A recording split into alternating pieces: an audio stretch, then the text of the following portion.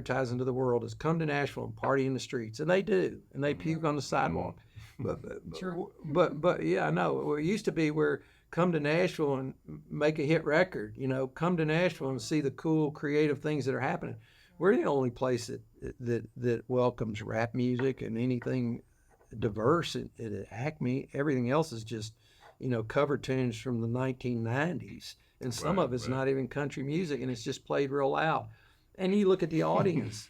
I say a skunk gets his reputation from the advertising it gives himself. We're a skunk right now. We're telling the world just come here and get party in the street.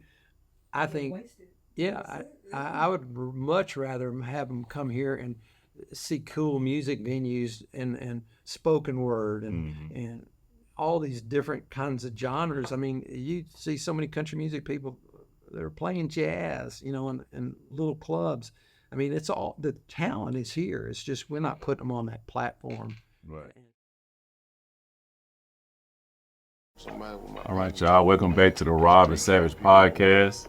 I got a special guest to me, a special guest period, Mr. Tom Morales. Man, glad to be here. Hey, I'm glad you're here, man. I'm very appreciative of this. You're a legend, man. Infamous, maybe. Right. All of it, man. Well, hey, we're going to dive right into this, man. If you can, tell the audience, who is Tom Morales? Oh, gosh, that's a good question. I have to start with one of 10 kids, the fourth of 10 kids, and the second son. And so that's where my journey started, just growing up in a large Catholic family and learning how to cook at an early age and take care of myself. And I knew the back road, the path to the hospital. Right. So, sports were an extra babysitter for my mother, so we were always involved. Easy living. Yeah. Easy living. So what area in Nashville did you grow up? I grew up in Madison. Okay. Went to a little school, St. Joseph. St. Joseph. Which is still there. And we were not looked on. We were the side of Nashville that wasn't cool. Okay. Madison, we had the Hillbilly Day Parade. Okay. We had all the country music stars living out there, and so that was not, we were not the Belle Meade. We're in West Nashville at the time. So. Okay. I did not know that because of course, I'm 34, so my persona of Madison, at one point it was kind of high end, and then it kind of went left in recent years. Yeah. But then they're trying to bring it back. Yeah, when we were out there, it was mostly farms and new subdivisions and it was really an exciting time to live there because of so many country music stars. I mean, George Morgan was next to Earl Scruggs lived next to us. The Carters lived near us. My dad's friend was Johnny Cash, and so those are kind of people that we grew up with and shared time with. And I always regretted that I played football and didn't learn how to play the guitar because all those guys, that long after my football days were over, guitar playing was still pretty cool. Hey, I mean, you still, put some feet out there. I know. What was the high school St. Joseph? Or you went to? That was grade school. Madison was there. I went to old school Father Ryan, which was in downtown Nashville at the time, and it was a very diverse school. I mean, if you were Catholic, no matter what part of town or your background, you went to Father Ryan, and so that was a great education because it was during the tail end of the Vietnam War, and it was civil rights movement, and our priests were liberal, and it was a melting pot. We were 30% Afro-American, which now Father Ryan, and I'm not talking them down, but it's more of a private school. There's less diversity. But some of my best friends and teammates, we all just, we were together, and we grew. I mean, I'm older now, but we all stayed close. Oh yeah. Rest in peace to the good friend I met through you, especially with the whole Woolworth, the actor. Oh, Barry Scott. Oh yeah. Barry Scott was a hell of a guy, and he's still watching over us. Oh yeah. And his time was.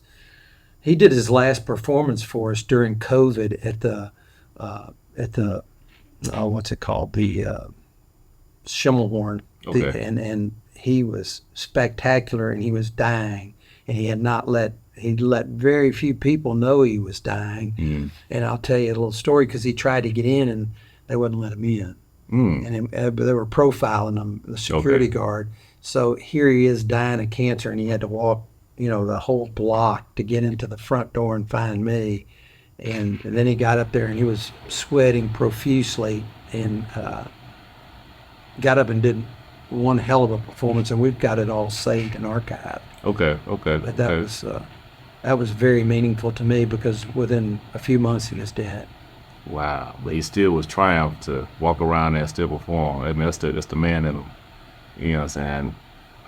That's a legend, man. I'm great. I got to meet him several times.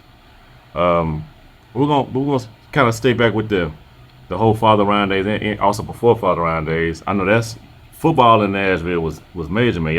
I know EJ Jr. was doing the thing in Maplewood. Yeah, that's your time, right? All them Buck, Fred Fisher at NBA. I mean, it was a lot of great athletes that came out of there, out of Nashville in those times. And it was, it was only 3 divisions. If you go in AAA, and even in wrestling, everybody wrestled everybody. If you were a state champion in wrestling at that time, you were a state champion. Right, I got you weren't just your division, or you're this or you're that. So that was always. I had 2 brothers that were state champs in wrestling, and had one guy beat me 3 different times by 1 point from Notre Dame and Chattanooga, or I would have been. Right. He was about 5'6", and I was 6'2", and I was skinny, and he was like I couldn't do anything with him. Lower center of gravity, man. Yeah, and his arms were about that, for a foot long and about a foot wide. So it was a handful. David held. You know what's wild about that, man? Like, even to this day, Chattanooga still the whole city is a powerhouse in wrestling. Yeah, we were the first, outside of Chattanooga, first school to win a state championship. Okay. And we won the state championship 2 out of the 4 years that I was there, and we were second runner-up the other 2 years. So it was Joe Drennan, who was actually killed after he was a football coach, but he was delivering the film of the football game, was run over by a drunk driver. But he was a outstanding coach, and he was in the Boots Donnelly era. Okay. And Boots is still a good friend of mine, and he's in the Hall of Fame, College Hall of Fame. Well deserved. So, because I want to piggyback on that, because this is a little bit after you. This is towards the 80s. I know White's Creek had a wrestler. I can't think of his name. They say he won the state twice, and he ended up getting out of the wrestling profession and become like a dancer. He ended up being one of the lead dancers for MC Hammer. I can't think of his name where I'm at right now. Well, it's a unique talent. It's an individual sport too. You're on a team, but there's nobody else out there helping you. That's true. When you're wrestling, so it's all on your own. So it takes a different mindset. And we talked about physical strength and leverage. I was never like bulky strong, but I had long, lean leverage, and I use that to my advantage. I got I was talking to my brother yesterday, who was a state champ, and if you could get control of their hands, you had them. So it's just little things and techniques that help. I can see that, grin the hands and pull them down. With their natural reactions to pull back, and then you go with it. That's great. Double leg takedown. Right, right. That's right. Okay, so you do your thing in football and wrestling, man. Next thing, you finna head to Auburn. Yeah. So tell us about Auburn. How's that experience, man? Well, I tell you, interesting story about Auburn is when I first showed up there, I went summer quarter so I could get ahead of the game academically, That's so smart. I could take fewer hours during the fall. That's very And smart. so I went to get my locker, and Coach Waldrop, Hub Waldrop, we called him Wood Eye because he had a fake eye, but Wow. and it was always looking off the other direction. I'm sorry. Right. But I said, Coach Waldrop, I can't find my locker. And so he got this clipboard out and started flipping through it. And he said, oh, you're over here. And took me over to a side locker room that wasn't much bigger than the studio. Oh, wow. And it was 9 black guys and Morales. Because they didn't know what I was, so they put me in with the black guys. That was 1972 at Auburn, Alabama. Wow. And then the draft was still going on, and I just turned 18. I hadn't really turned 18, but I was up for the draft. So that was another thing weighing on me because it was a lottery. You didn't get a deferment.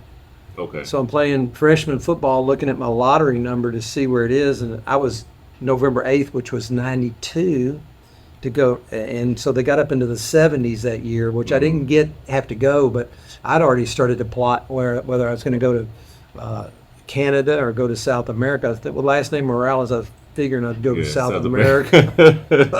Free time, yeah. So that was life changing, and I mean, you think about it, the turmoil that was going on then, and it kind of bothers me now. I mean, I understand COVID, and COVID for me was a great time because it brought my family closer. Mm-hmm. But we dealt with a lot in the 70s, late 60s, early 70s, and then we went into the disco world. But in Auburn, I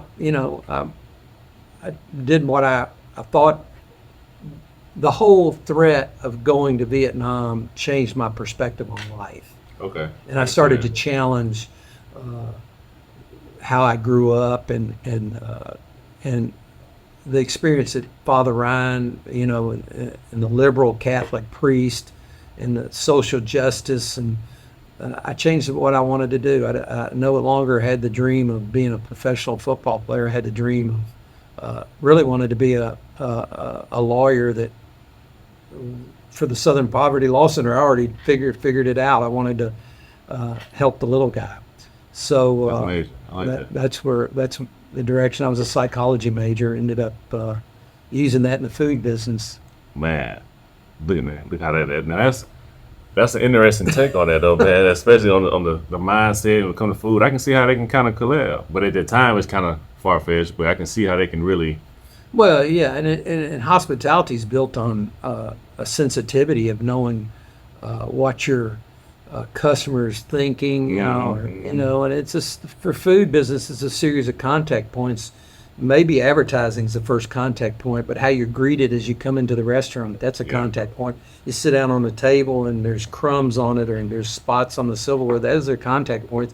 Your server is going to have probably 6 or 7 contact points with you during the night. The food is going to be the single most important contact point. Right. But how many times have you gotten all of those perfect in the restaurant business, and then the guy's over there talking to another waiter, waitress, and doesn't bring you your check on time, and you want to go to a show? So everything that became before it, that 10th contact point, it's a failure, and so you lose the opportunity to solidify a customer, and ultimately your experience is going to determine whether people are coming back or not. That's true. I mean, wow, that is crazy how he's able to put that all together with the taste buds, what you're gonna eat. That's amazing. It's like a science behind it. Yeah. Yeah, it is psychology, and I can look at people, and we're looking around. What are they looking around for? They want a cocktail. You don't want to miss the opportunity to sell either. So I mean, it's a business strategy, but you can't coach hospitality. I can teach you how to serve or to cook or to do any other job in a restaurant, but if you don't have that gene, and I think Middle Tennessee is blessed with that. And it's,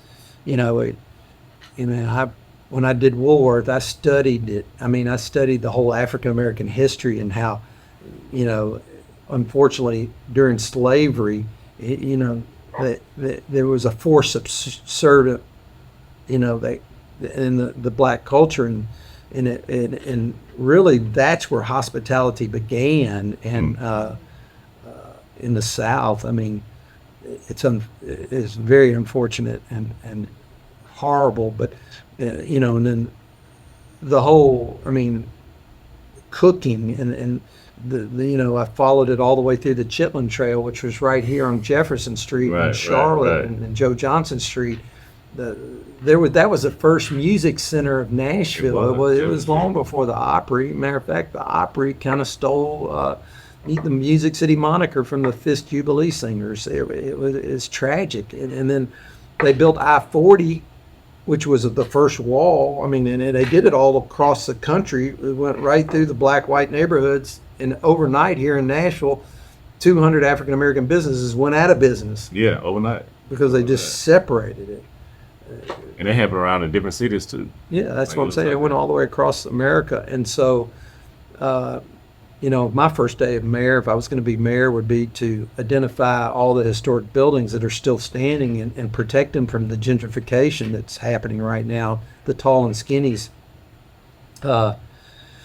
and do something to bring back the Steal Away and all the clubs that were down here, the New Era Club. Oh yeah, on And- Charlotte. Right? Yeah, Yeah. that's where Wig Walker cut his teeth. I mean, Wig, he's still playing at the Acme on Saturdays. If you haven't seen, you need to go see. His first guitar player was Jimi Hendrix. I mean, he opened for James Brown for 20 years. He was too young. They'd have to sneak him in to sing 2 or 3 songs and sneak him back out of the bar. I heard. So it was exciting times back then. I mean, Little Richard. Oh yeah, he was living here for a while too. Wasn't Yeah, Etta James had her number one hit recorded right here on Charlotte. he? Okay. So, excuse me, but that was an exciting time. I worked for Chet Atkins, and he said he would I'll imitate him a little bit. He said, "Me and Roy Clark, we used to sneak down there and watch those cats." And then he'd hesitate for emphasis. And he says, "Because those cats couldn't come over and see us." It was such a black-white divide, but they were going over there to see the music and see what was happening and Right, learn right. from it. Right. So, musicians always spoke the same language. Okay. Yeah. Yeah. Yeah. It was a musical language, Right. and there was no color involved. right. And that was, I mean, I still get chill bumps when I think about Chet, who's probably one of the greatest guitar players that ever lived, and he's going over there to see what they're doing, and learning from them. That was in like he was great in his own right, but he was also trying to see what Jimi Hendrix was doing. Yeah, it's this, gift no gift. So they both know that they all was talented. It's just that color barrier just was messing up a lot of things around the country. Well, it's the same way with athletes. I mean, you can say you're a great athlete, but on the field of play, whatever, that's where it's going to happen. That's where it's gonna happen. I've been in touch with Dave Stewart,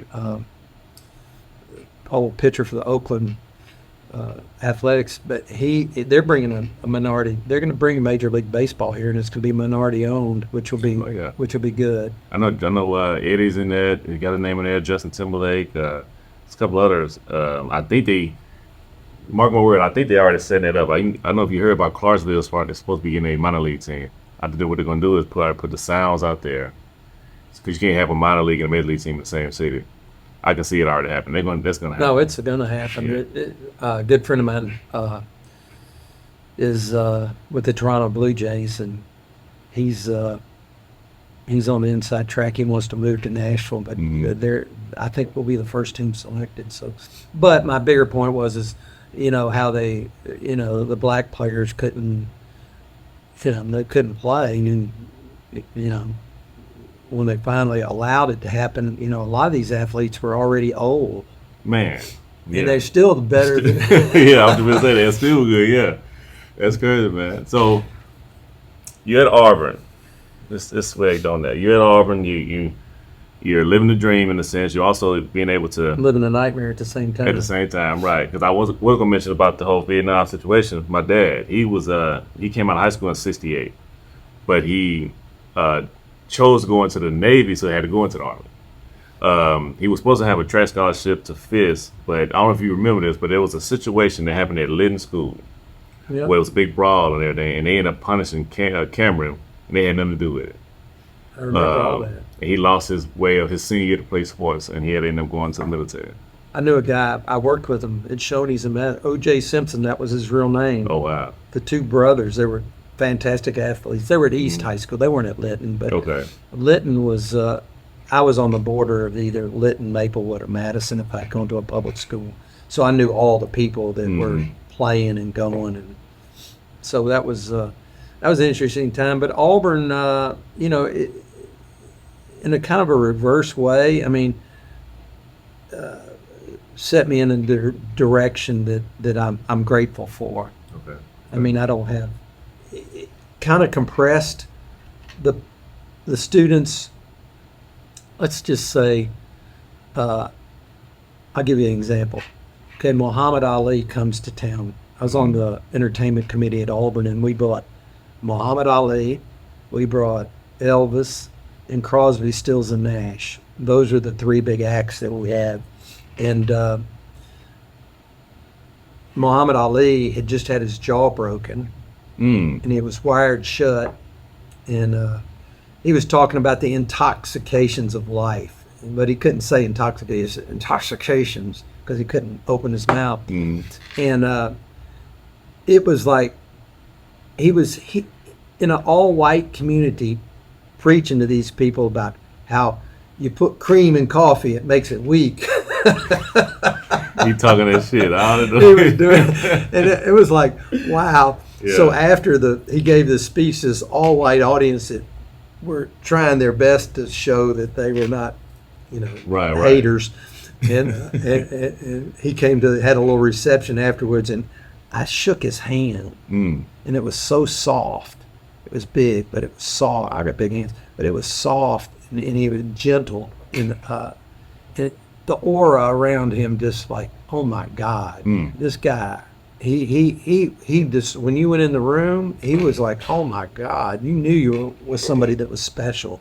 And so the Vietnam War, when I met him and talked to him for a few minutes, the perspective, he gave up his whole career. His prime of his career for principle.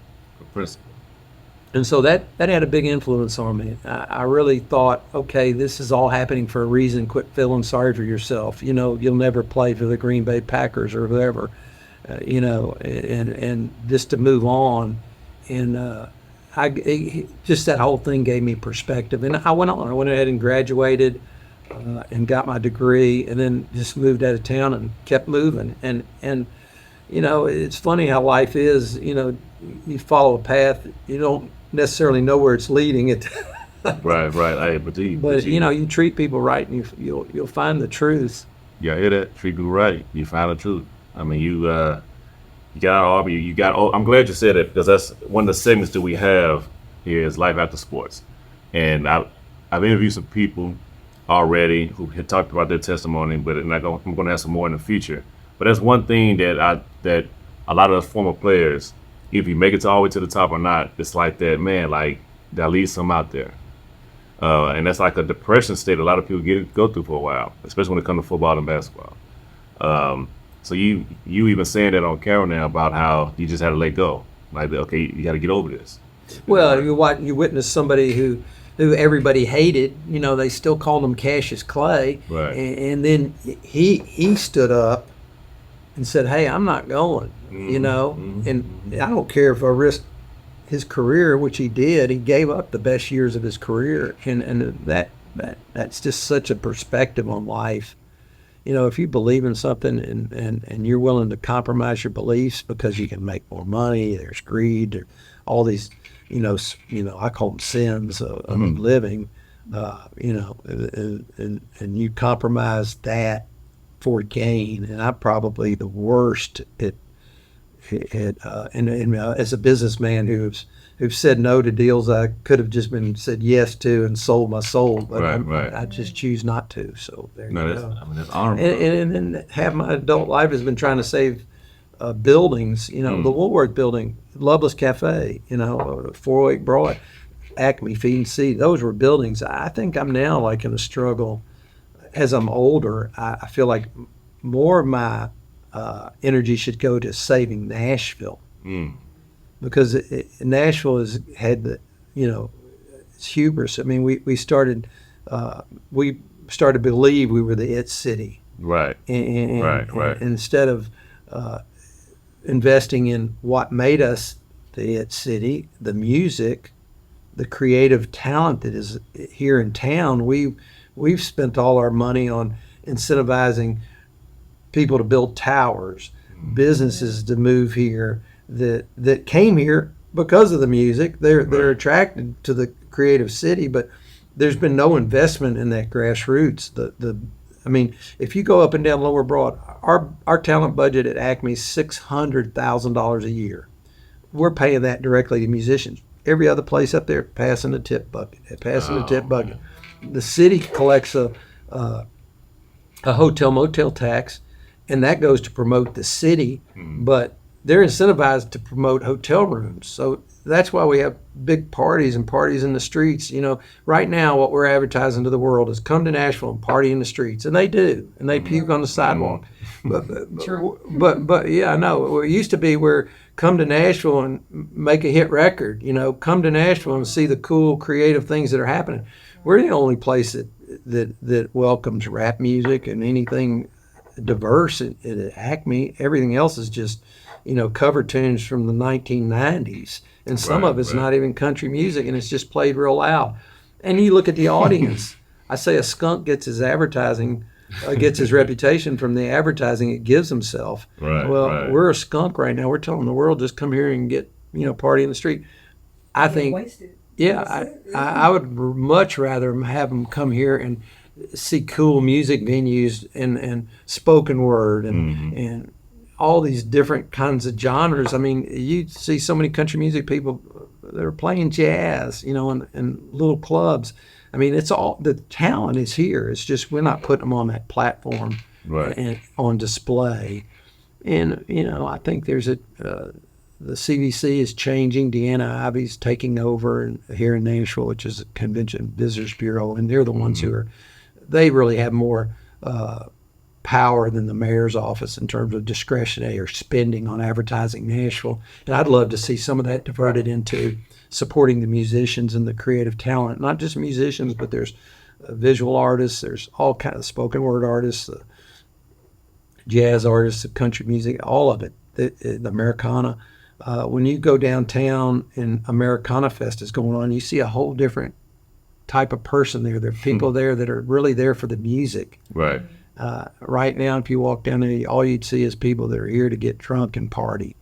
And that's unfortunate. And we haven't lost but we do have to start sending a different message out to the airwaves and to the social media. I mean, when if they would take some of this money that they're $250 million a year that they're spending on promoting Nashville and gave some of that money to, you know, putting cool artists in there, all of a sudden the Instagrams would be, look, I'm in a bar with this person, or look who's playing on the stage, instead of, you know, what they're getting now. No, real. They're real. I mean, I think it is. We can still change that, though. It's still time to change it. I think this next mayoral election is really important. It really needs to be a sidewalk builder, is what I say. Somebody who wants to deal with the infrastructure. You can't just continue to have growth that is uncontrolled or semi-controlled. You know, they got to deal with mass transit, affordable housing. Oh yeah, they got to. The engine that powers this is what I always call them, a day job and a dream. People, you know, they have a job, but that's not really what they want to do. No. That's what pays the rent and electricity. And so they got to have an opportunity to pursue their art. And I mean, and so we have people at Southern that, you know, they're making some nights $800,000 a night in tips. They work 3 or 4 nights. They're home playing piano, guitar, writing music, and it gives them enough money to put a roof over their head and pursue their dream. And one day I'll be working for them. You know, they may hire me to do their catering or whatever. But the bigger point is in Nashville, we have to understand even immigration. I mean, and then the state is taking over the city. Nashville doesn't even have a representative in Washington, D.C. right now. We have a guy from Clarksville because they gerrymandered the Ogles, the guy who sends out his family Christmas picture with AK-40s, not AR-15s and everything. So the assault rifles. And so the state is trying to tell you how to, you know, your sexual orientation, your body, you know, they're trying to outlaw abortions, you know, all these things that Nashville as a progressive community stands against. And so, and all this is, you know, I say all the negatives, but it's going to take grassroots organizing where people of like minds come together and really organize and get out the vote, because the vote's the only thing that can change people. You can't win against money. You can't win against the state. Is and it's unfortunate because 15% on either extreme are never going to agree, and they're always going to be adversity, and they're going to attack each other. And everybody, I can say this, I guess, this podcast, but it's mental masturbation. Everybody is wanting to hear just repeat what they already believe. No, real. Repetition. And the vast majority of us want, let's have civil conversations. I mean, John Kennedy used to say, healthy controversy is a hallmark of healthy change. When Martin Luther King came to Nashville, he didn't come here to change the community. He came here to learn from the community. Right. And so, and you got these Fisk University, and you talk about. I'm getting way off subject here, but it's all right. Excuse me. You get off on, the Tennessee State where you went, and Fisk University in Meharry. Meharry used to graduate more black doctors than anywhere in the world. 42% of the African American doctors graduate from Meharry. And then, affirmative action, they're doing away with it, but then they got legacy over here, which they're not doing anything to. Right. And so, and actually the reason Fisk and Meharry and Tennessee State suffered through low attendance student admissions was because the Ivy League schools were coming down here and swooping all the smart black students and sending them to their school, to their school. Right, show that diversity. Right. So I mean, I don't know what the answers all are, but I know that there has to be conversation. And if you're on the extreme on either end, and I mean, I used to, get my little, I echo chamber going, but right now I'm more for enlightenment. Let's have conversations. Let's have conversations. I mean, it needs to happen, man. I'm gonna put it on you, man. Hey, you lead the charge in that, and I'll follow right behind you. I probably have done quite a bit here lately, probably to the detriment of my business at some points, because we're adamant about we want people that know how to behave and treat other people. Yeah, correct. And so I walked down the streets twice, up and down it yesterday, Lower Broad, and I don't want to say this, but there's a segment of rural America that is misunderstood. When you have an Ivy League person or somebody from San Francisco telling people how to live in Louisiana or rural Tennessee, they may be right, but the way they tell the people is going to piss them off. Yeah, yes, sir. And then you got this gun culture. You mix that in, and I spend most of my time in Perry County, and that's MAGA, territory. But man, they'll bring me eggs. Their farm, they got more corn they can use. Come get some corn. They're sharing. If my house catches on fire, the volunteer fire department will come down there and put it out. There's good in everybody. Oh yeah, but there's not good in not conversing or putting down a certain segment. It's the reverse. It works both ways. Mm-hmm. No, it does. And they're flying the Confederate flag too. Yeah, it's like it's a whole. I had a whole conversation with a cat with that, and he broke it down to me, basically saying that his view on that was just it's a Southern thing, man. I'm not really against you. It's just a Southern thing, and so even though he had to understand how it still would make us feel, but I did understand what he was getting at.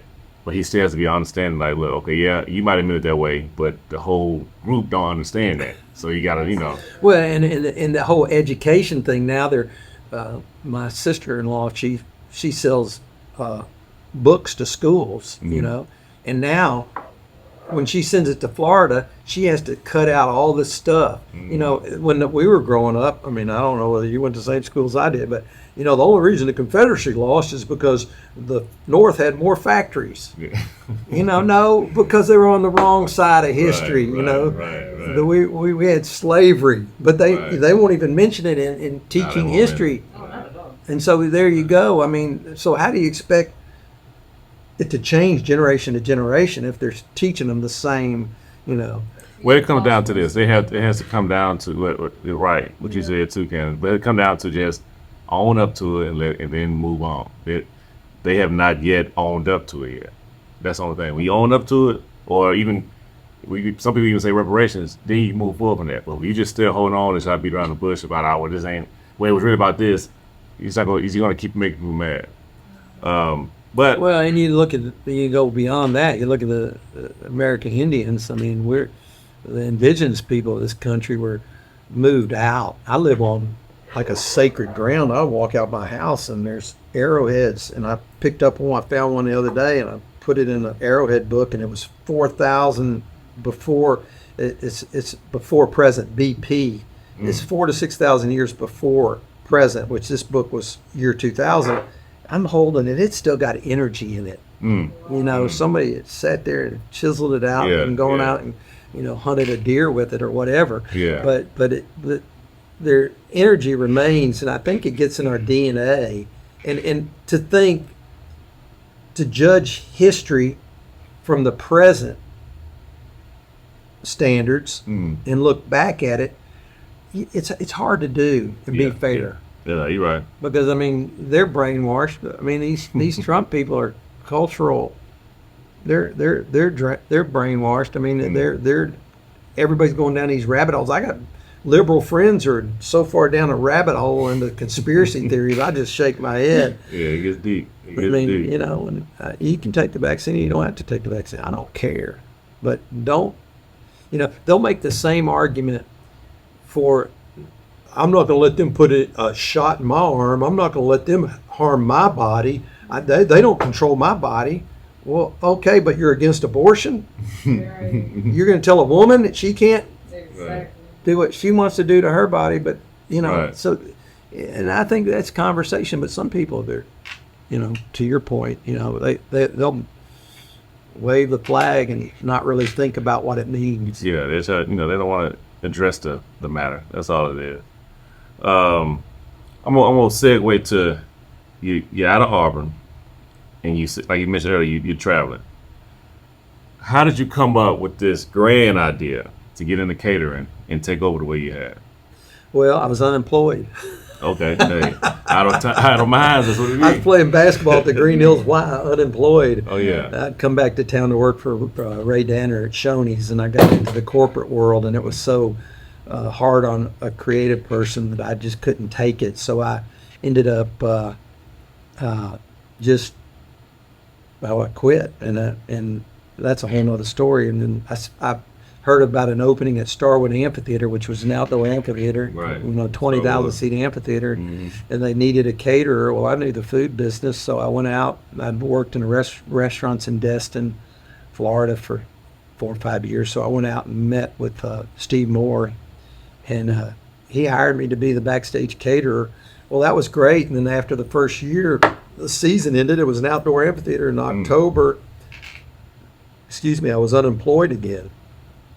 That quick. Well, I mean, I worked the season, and then I was going to wait till next spring before the Yeah. concerts started Yeah. back up.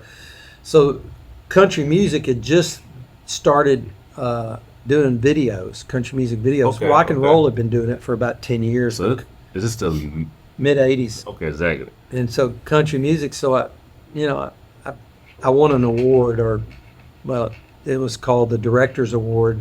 Don't be modest, Tom. Go on, talk your stuff, Tom. No, but it was for significant contribution to the success of the season at Okay. Starwood. So I was Okay, feeding all okay. these bands who were getting bad food everywhere. We were doing ahi tuna off the grill and steaks, you know, grilled to order and all this stuff. So we all funnel our little buffet to the grill, and so we couldn't help it like that. Oh yeah. Oh And yeah. so I won the award. We used that as a direct mail piece. We made 60 copies of this award and made a handwritten letter and sent them to the video houses that were doing country music videos. And we got a job, and then we got another job. So I sent out 60 letters, and I got 3 jobs. Those 3 jobs led to everything else. And then Dolly Parton came to town, and she was doing her TV show, and they hired us to do her TV show at the Rhyme. And it was all said and done. My mother, God rest her soul, she cooked like, she lived in a 2-bedroom condo, and she's from Brooklyn. And so she cooked these lasagnas. So that was the last day's meal. She had seafood lasagnas and regular meat lasagnas. And so Dolly comes out just blown away about the food. And she starts thanking me. Well, my mother was with me. Right. I said, well, Grace did the meal today. Well, Dolly came from 10 or 12 kids. I can't remember. Right. My mother was a mother of 10 kids. So they just started talking. And, so they were like, hit it off. And Dolly looked at me when it was all, they finished conversation. If you ever need a national reference, you call me. So next 3 weeks passed, a little movie came to town, and we'd gotten recommended for the job. So they do an interview. The last question they asked me was, do you have a mobile kitchen? Well, I'd never heard those 2 words together in my life, but I knew the answer. Yeah. Yes. Yeah. Right. They said, can we see it? I said, no, it's out in California working. So I told 2 lies in the space of about 15 seconds. So they said, okay, don't call us, we'll call you. We're going to make this decision. So then, meantime, this is before the internet. So I called my sister out in L.A. I said, Leslie, what's a mobile kitchen? She said, well, it's like a Winnebago with a kitchen in it. And I said, okay, you'll send me LA Times. So she sent me the newspaper. I'll look in the back, the classifieds. I find one in Phoenix, Arizona for sale. Okay. Problem, I didn't have the money to buy it. Yeah. So they called me and said, you got the movie? And I said, well, hold on. I can't take this unless you can give me a deposit. So they gave me a deposit. I said, how much? I said, $10,000, thinking that they'd say, forget it. They wrote me the check. We got on the airplane. Landed in Phoenix, Arizona. I can say this last name Morales, but this little Mexican guy meets me. He shows me his mobile kitchen, sight unseen, and it's got Ricky Ricardo's Chili Express on it. Wow. Well, I'd never seen one, so I just said, okay, I'm bought it, wrote him the check. 3 days later, I'm back at Nashville, and 3.5 days at Starwood. We go to Lowe's because I couldn't afford to paint it at this point, and got exterior white paint and painted over the Mexican guy with a sombrero. And I had another guy who was a graphic artist, Matt Stallworth. He was 16 years old at the time. I said, come up with a logo, Tomcats. And, that was my wife's name. It was Kathy. So Tomcats. And I'd known Paul Perdone. That's another part of the story. His company was called K. Paul's out of New Orleans, which he was a famous chef. And I had asked him, how did you get your name? He says, I'm Paul and she's Kay. Paul. Wow. So I said, okay, I'm going to do that when I have my own company, Tomcats. And so anyway, we went and did a movie, and then we did another little movie. And we were on about the 3rd movie. We were on a league of their own. And the producers came up to me and says, you're serving everybody off a buffet. Well, we had never seen how they did it, so we set up double-sided buffets where people could put what they wanted on their plates. Everybody else, you'd come up to a window, say, I want this, this, and this. You go to the next window, they hand you out a plate of food. Portion control, little plates. And so we were letting people put what they wanted on their plates. So all of a sudden, we had revolutionized the way catering was done on movie sets through sheer ignorance, really. Well, you brought the Southern way to it. That's how we do it in the South. It's crazy you even bring that up, Tom, because Phoenix was a significant time for you, right? In your life. You went out there, got the food truck, basically, and came back. I don't know if I ever told you, that's how I got out of Whites Creek. The first city I had to go to was Scottsdale, Arizona, for junior college, before I transferred to the team. So you saying that right now, I'm like, wow, something about Phoenix. I don't know what it is. It's a dry heat. Dry heat, gotta be. Yeah, well, the funny part is I'd read the Fred Smith story about how he started FedEx, and he didn't have airplanes. He made that commercial with a rented Eastern Airline airplane. He painted it, rented it for a week. He painted it, put FedEx on it, took it up in the air, took the video of it, the FedEx plane flying, repainted it, gave it back to Eastern Airlines, And then everybody thought he had a fleet of planes. But he was still just using the software that he had developed at Eastern Airlines. So he knew how to get packages from one city to the next using the existing airplanes that were flying packages, and it would go along with your luggage. Well, anyway, I put mobile kitchen number 3 on my first kitchen in honor of Fred Smith. And so when I would get on, actually within about a year and a half, I had 3 mobile kitchens because it was a combination of Southern hospitality, the grill made from scratch. We were cooking everything. We weren't just opening cans and throwing right. So that was really getting little down. company from Nashville. We were the largest movie catering for probably 30 years. I've gotten out of it mostly, but we'll still do the right picture. We were in Budapest last 4 years before COVID. We did the last Terminator movie in Spain. And if it's travel involved and it's somewhere I want to go, we'll still do it. We just did the Snoop Dogg movie during COVID in Atlanta. But if they're willing to pay me, because it's a hard job. But when the food trucks came into being, everybody could say they were a location caterer, a movie caterer. But the truth is you have 60, 70 days with somebody. You can fake it for a week or 2 weeks. But by week 3, week 4, unless you know a lot of recipes and you've got a really talented staff, because these people can eat anywhere they want to eat, whatever they want to eat. Wherever they want to eat, right. So, I mean, when you look at the movies we've worked on, it's pretty impressive. I mean, that's a big feat, man. From Nashville boy growing up and doing that, man, over there, and just blew up.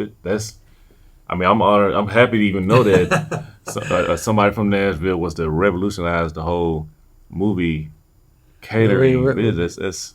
We were on a movie in Woodstock, Illinois, Groundhog Day. Okay. And I got to know Bill Murray pretty good because I could sneak out and play golf with him in the afternoon because our day was done. We'd start at 2 a.m, but we'd be done by 1 or 2 in the afternoon. Okay.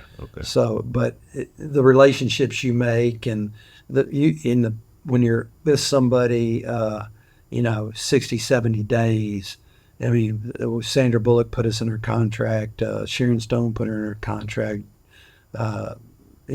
Steve Martin had us in his contract. All these people that was a double-edged sword too. But it was quite, for the hard work. That was the reward you went to. That people knew you were sincere about taking care of them, and I think that's still what motivates me. I mean, you can count the money later, but if the people are happy and they're patting you on the back, then it's okay. I was about to ask you this because, I like to understand the mind of that process when anybody goes through the type of experience. So it's just like, where was your mind at when you were just going through and secret at the beginning and just up to now?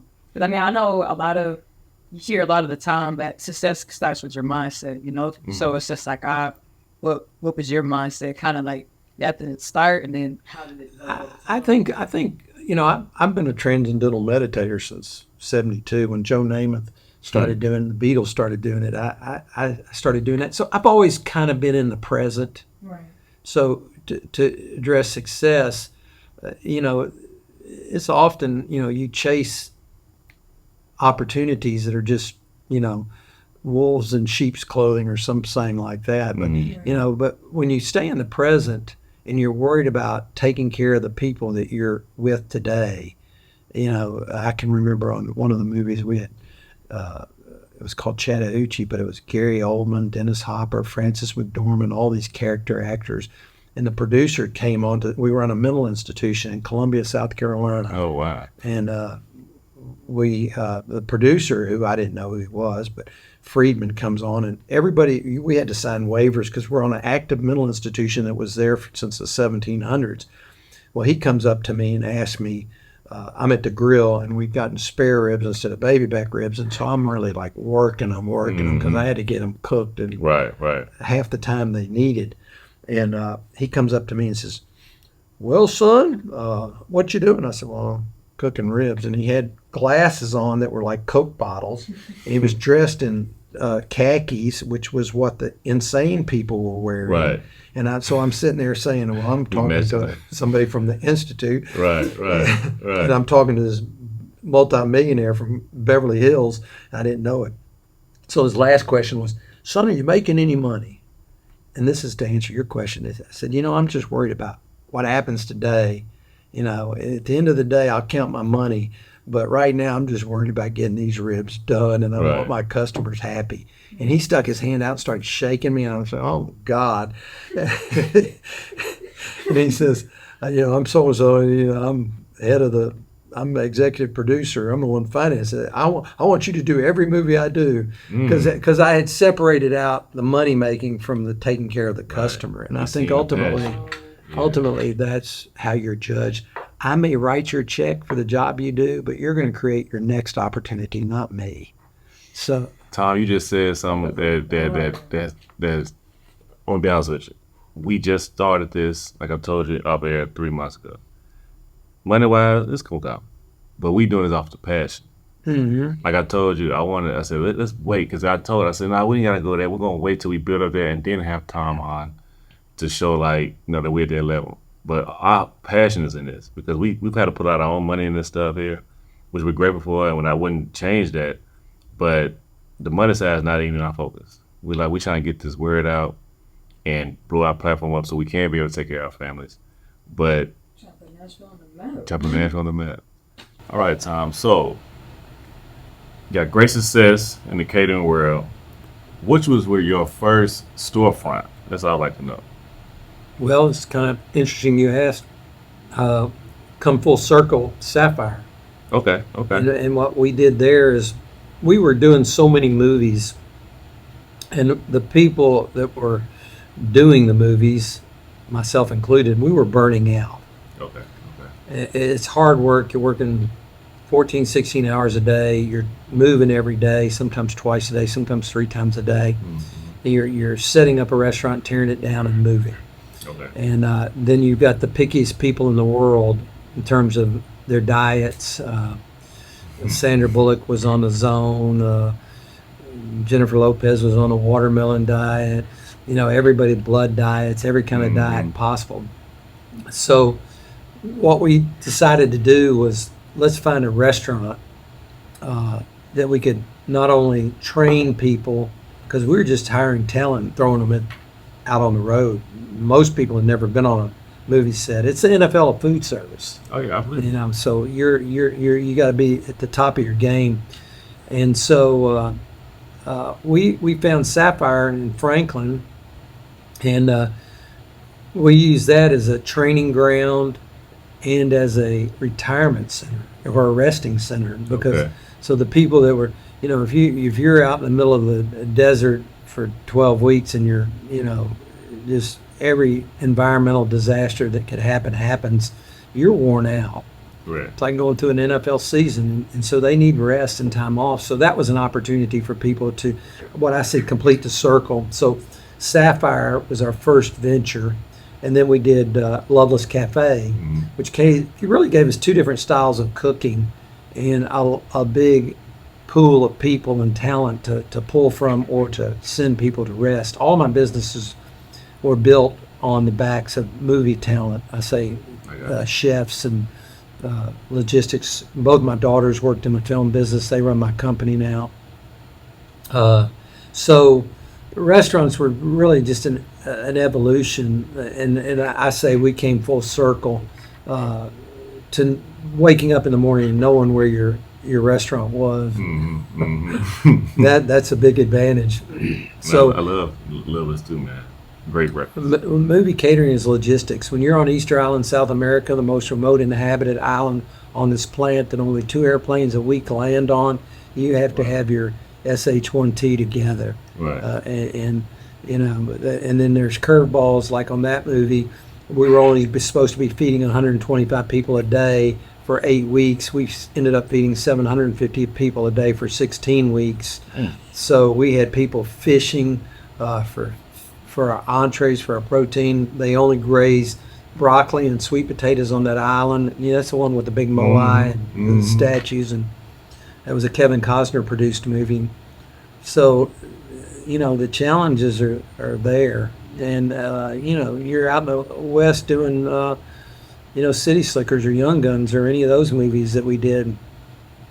You burn people out. You burn through them. So instead of having a callous disregard for people, to answer your question, we got back into the restaurant business, and that gave them a place to rest, a place to train people who were going out on the road, tell them what to expect, and so that served us.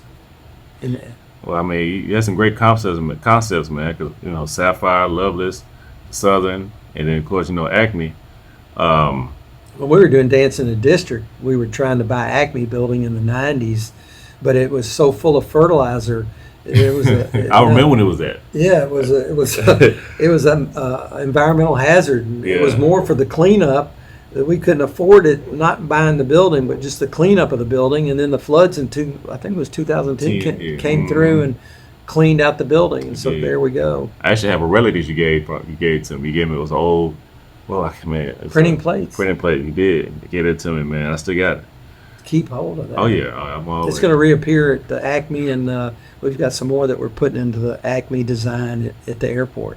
Okay. So that's. No, that's monumental, man. One of your concepts, man, that's dear to me. Of course, you reached out to me to get involved was Woolworth, man, and I really liked that whole building, man. It's historic. It was massive. I feel like we changed some perceptions on a lot of stuff with that. Yeah. Southern history was made there, and it was the first integrated lunch counter right in the South. And John Lewis was arrested there for the first time. A lot of the same people that were in the protest came to our grand opening. Mm-hmm. Yeah, we gathered up as many of them that were still alive and could come, and we brought in Andrew Young, if you remember, and Bobby Kennedy Jr., whose father was very responsible and supportive of the civil rights movement, and he gave the Kennedy perspective. And then we had John Sigenthaler, right, who was junior, whose dad was heavily involved in that. We had that round table, and then Barry Scott gave his speech. He gave a Martin Luther King. My pastor's wife, Sister Henry, Frankie Henry, she actually was hurt there back in the day. So that at the lunch table, so that was even more. And that's what's so disturbing, really, right now about Nashville, and not Nashville itself, but the state coming in. They trying to take over ABC board. They're taking over the airport. They're taking over the sports authority, and all of this vindictiveness that is not the will of the people that live here. So. But that was, again, probably against my better business sense. I just knew that building had to be saved. Yeah. It really needed to be saved by somebody like Oprah Winfrey, who has $1 billion and could just, save it and not even look back. Right. And we tried to do it with a business model, but we really didn't get the support we needed from the city. There was no parking available. The lighting was bad up there.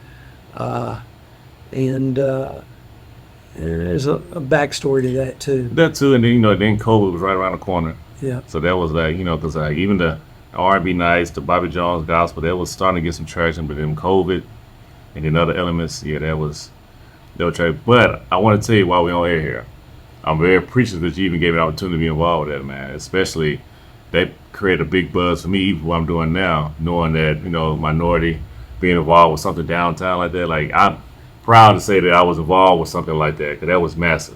It still to me was one of the biggest venues we ever seen, especially for entertainment, with 3 levels like that. Actually 4, but we didn't see the bottom level like that.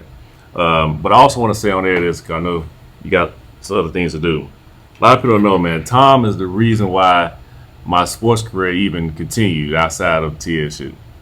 I met Tom at Southern when I was with my lady at the time, and some things happened at the restaurant, but Tom, he covered for that, man, and made everybody at the table feel welcome. and he found out that I was playing football, and he asked me, "I have any film?" I said, "Yeah, I got some film." I ended up sending it to his email, and I got your number. 2 weeks later, I get a call. I might got an opportunity here, man. So I always want to let people know, man, I'm honored about that. He brought me around in rooms. Was Mike Malarkey the head coach then? He was. Yeah, he's still a friend of mine. He was. Dear friend of mine. Mike Malarkey. And then, that was like I said, that was just I'm glad a lot of people don't know that you're the reason. You're the reason. Oh, man. But it was opportunity that, I'm glad I even got to have. And then he brought me indoors and rooms that include my friend Tyler. Yeah, I never thought I would have met the owner of Crocs. But I met him with Tom. Right. And Tom and my friends, and we was drinking with him. So that was like, wow. I never thought I'd be in these type of situations, but Tom is out there for me, and I just want to pay you homage, man, while we on camera right here, man. Well, but my mother and my dad too. But my dad was a special person too. My mother worked. She cooked for us for 40 years, a family, 10 kids, and then the last 42 years of her life, she cooked at the Dismas house right down the road. Right. And matter of fact, the Grace Morales Humanitarian Award I presented to the recipient this year, so that's been special. But it goes back to how you were raised, and and also part of growing up is challenging the beliefs that your parents instilled on you. Correct. Because it might be something as simple as we always have Christmas here. Well, no, maybe we're gonna have Christmas here this time. I need to tell that to my pops, because man, he dead. You can't hold the Christmas dinner, Dad. Let Auntie get it, let Granny, So you got a point on that. But it's also belief system. Just because your parents said it doesn't make it true, and you have to challenge that at some point. And I did. But it was. I talked with my partner Mitt, and every change comes. It maybe not trauma based. She'll argue it's not trauma based, but something happens in your life that you have to notice and you have to process and you have to take it in and deal with it. And a creative, some of the best songs are ever written were after heartbreak or some kind of challenge to your mental stability, if nothing else. And some people was in a car wreck, or some people were burned in a fire. The guy that wrote a bunch of Garth Brooks hits, 80% of his body was burned, and he used that trauma to write hit song after hit song. But I think being present and being able to identify the situation you're in today. I chose to be here today with you, and I'm appreciative of that. And if I can influence somebody by my words or what you put out there, then it was well worth the time. Man, I appreciate you, man. God bless you with that, man. We're going to end it with that. Thank you. Tom, I appreciate it. Thank you, man. Appreciate you too. Oh, thank you.